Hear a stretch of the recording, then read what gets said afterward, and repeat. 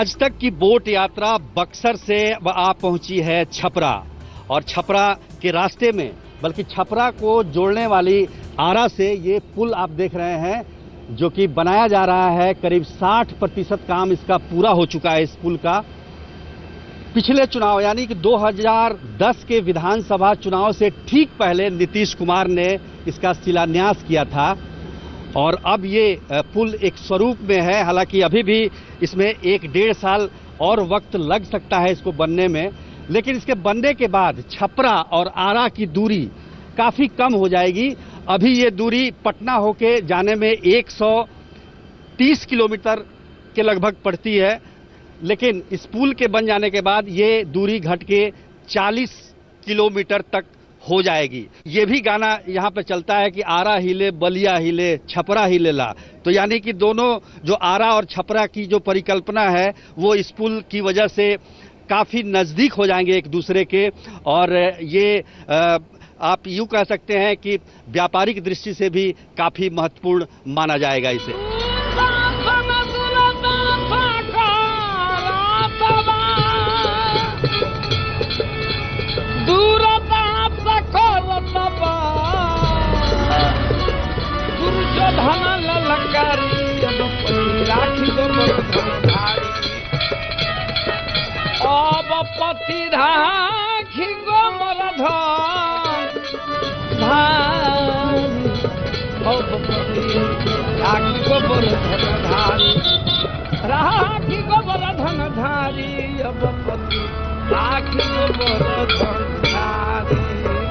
आज तक की बोट यात्रा पहुंच चुकी है छपरा। बक्सर से हमने शुरुआत की थी गंगा नदी में वोटरों का मिजाज जानने के लिए, और यहां पहुंचे हैं। बहुत पावन जगह है ये। इस जगह के बारे में पहले बता दें कि यहां पे सरयू, गंगा और सोन नदी का संगम है, यानी प्रयाग के बाद कोई दूसरी जगह है जहां पर 3 नदियों का संगम है। और छपरा के डोरीगंज इलाके में ये चिरांद गांव है जिसका ऐतिहासिक और धार्मिक विशेष महत्व है। मैं ये भी बता दूं कि जिस रास्ते से हम लोग बक्सर से यहाँ पहुंचे हैं, ठीक उसी रास्ते से भगवान राम भी गुजरे थे, और मिथिला के लिए जब वो जा रहे थे तो इसी रास्ते से गए थे, ऐसा बताया जाता है। चिरांद गांव में नवपाषाण युग से लेकर मध्य काल के इतिहास का साक्ष्य मिलता है। राखी को बरधन धारी, राखी को बरधन धारी। यहाँ के लोग काफी जागरूक हैं, खासतौर पर राजनीतिक रूप में, और हम उनसे बात करेंगे कि आखिर आने वाले चुनाव में वो क्या चाहते हैं, उनके मुद्दे क्या हैं।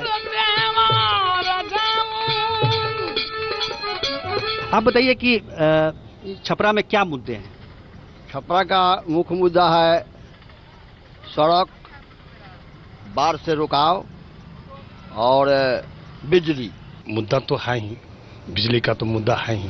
अभी जो सरकार जो पिछले 10 वर्षों से है उसके काम से कितना संतुष्ट? नहीं, 40% तो हम मानते हैं काम हुआ है, 60% अभी अधूरा है। चिरान में बिजली, सड़क और ये खुदाई स्थल जो है, इसमें अभी तक कोई काम नहीं हुआ। सबसे बड़ी समस्या तो यहाँ बिजली और सड़क का है।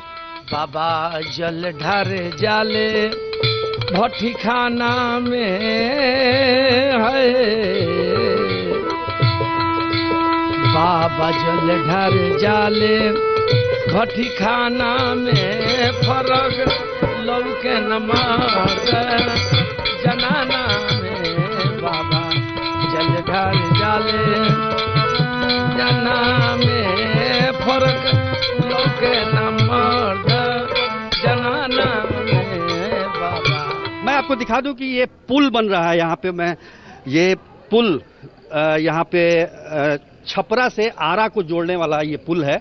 चिरांद के लोगों से हम पूछते हैं कि इस पुल से वो कितना खुश हैं। यहाँ का व्यवसाय जो है हम लोगों का 5 या 10 लाख आदमी का व्यवसाय जो है यहाँ पूरे चिरांद से लेकर पहलेजा एगड़ा जितना है सब, यहाँ का व्यवसाय सब खत्म हो जाएगा।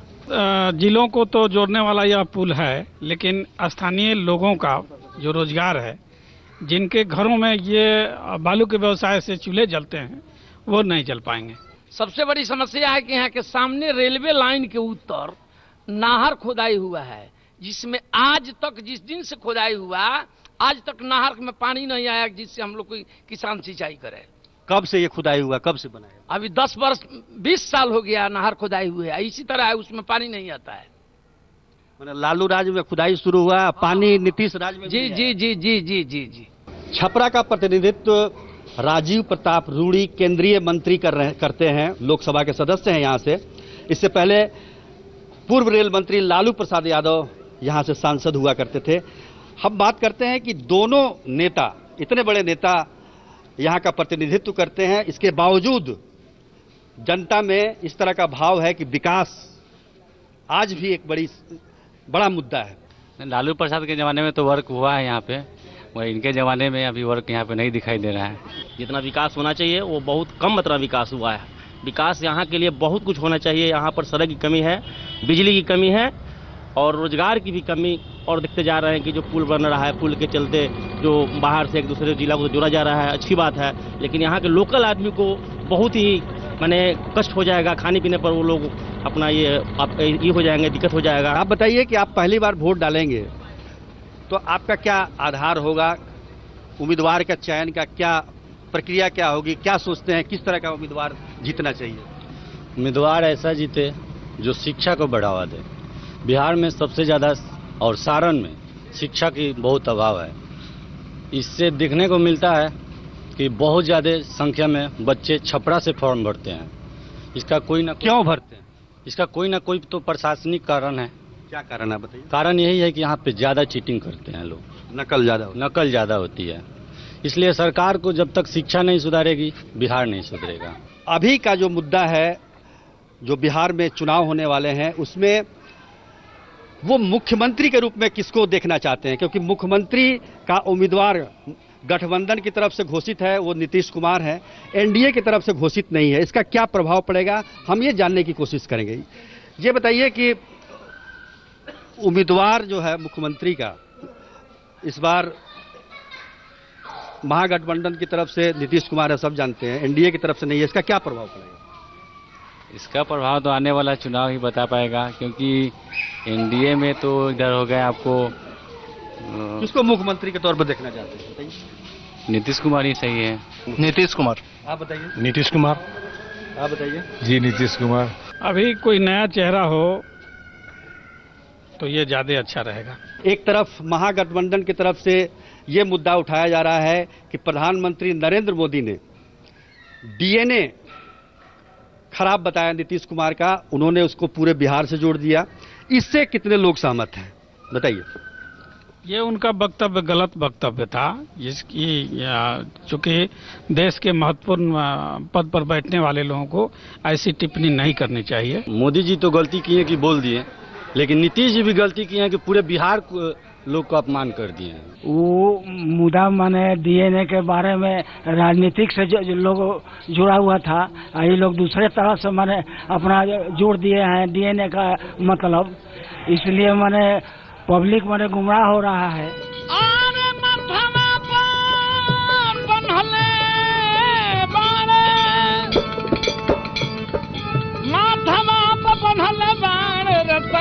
पगरिया हो डगरिया धैलना,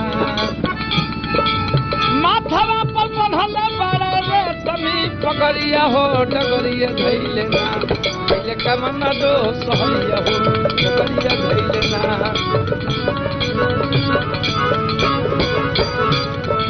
अरे थरिया में परसल बाटे,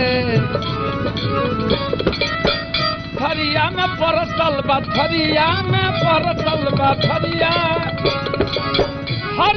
में परसल बाटे, थरिया में परसल दाल भात तर करिया हो डगरिया धैलना। ए थरिया में परसल दाल भात तर करिया हो डगरिया धैलना, रही के करत जे अवनरिया हो डगरिया धैलना। हमारी बोट यात्रा अब आगे की तरफ चल पड़ी है। अब मिलेंगे पटना में, वहां के मुद्दे और वहां के समस्याओं को लेकर लोगों से करेंगे बात।